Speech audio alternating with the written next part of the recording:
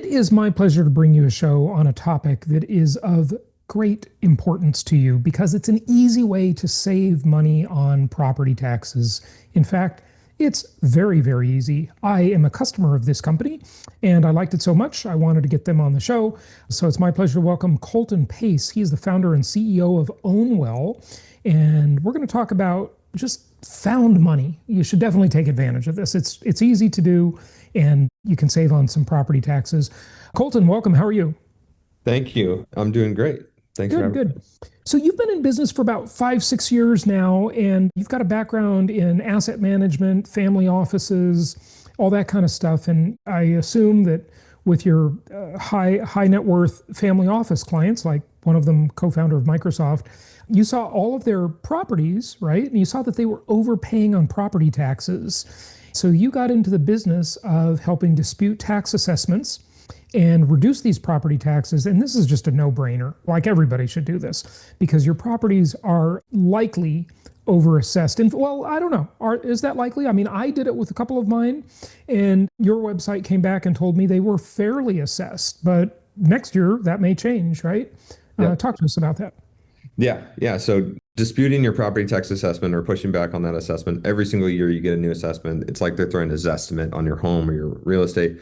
And corporations, wealthy individuals, people who have attorneys, tax consultants, they always check, they always look into it, and they typically always fight it. And so there's a lot of opportunity out there to say like, hey, this isn't fair. We know more about the property than the assessor does. Let's go in and tell them about it and make sure that they understand it's not worth that much. And in so doing that, reducing your assessment reduces your tax bill. And so this is something corporations do every year. We just tried to bring it to the little man and help everybody and anybody with a $200,000 home or a $2 million home. We help lots of different types of customers. 95% of people don't do anything. They just don't pay you don't fight a government bill, right? Like that's a little foreign to us. But we see between 55 and 60% of people have an opportunity to save. And so for our clients, we target, we reach out to people directly who we think we can save money. And so we save over 86% of our customers money. Okay, so does that mean 86% of the properties are overassessed in terms of tax bills?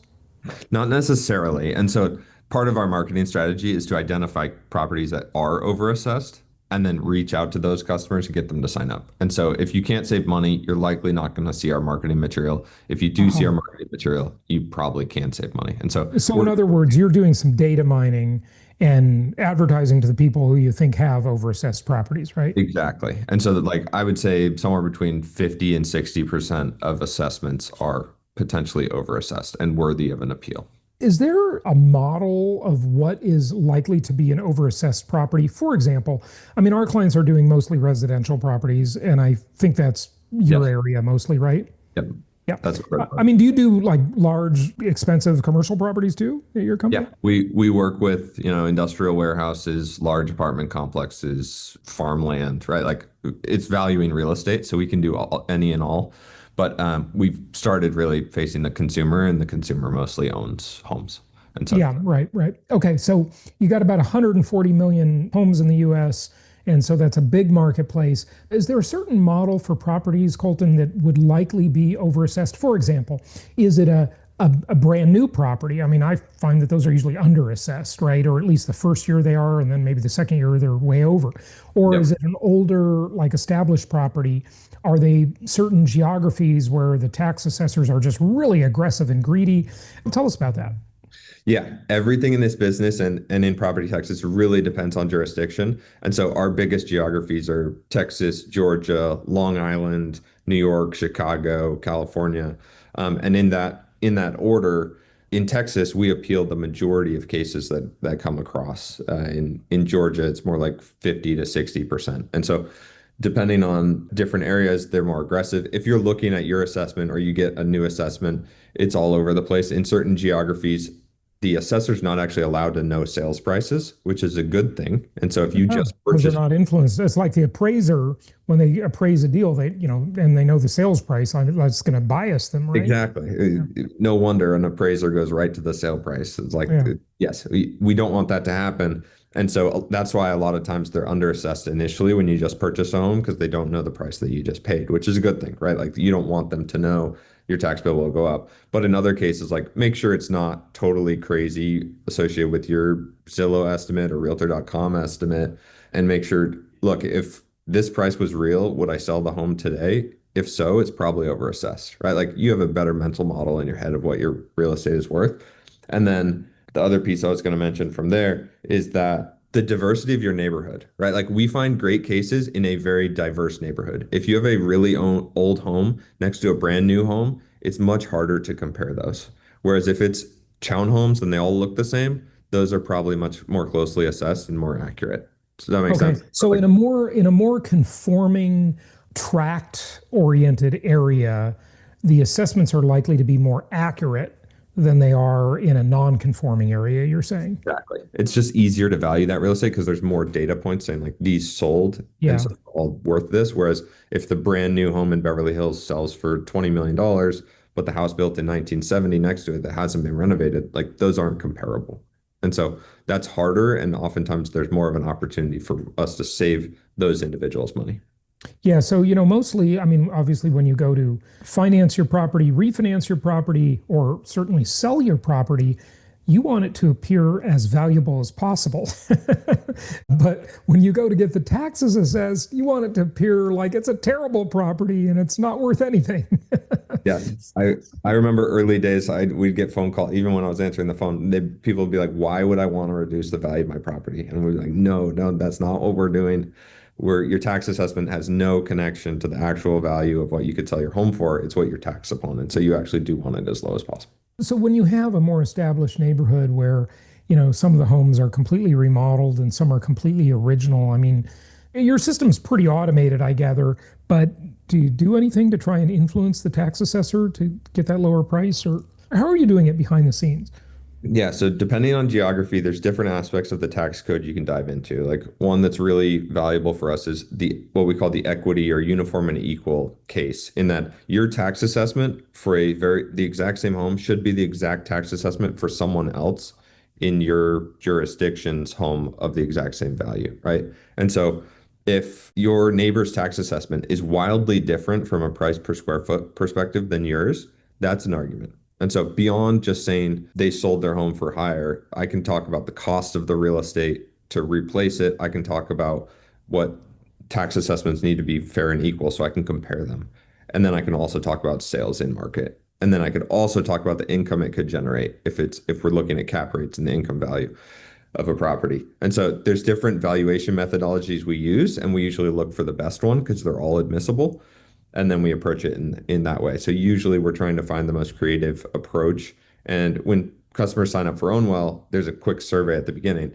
If you have a damaged roof, cracked foundation, any leaks, pool that needs repair, right? Like something that's worth thousands of dollars, that helps us, and we can go and get a reduction on that basis too. And so we really want to get as much information from our clients to understand, like, and include in our evidence packet to go and get a reduction. What is the average cost savings?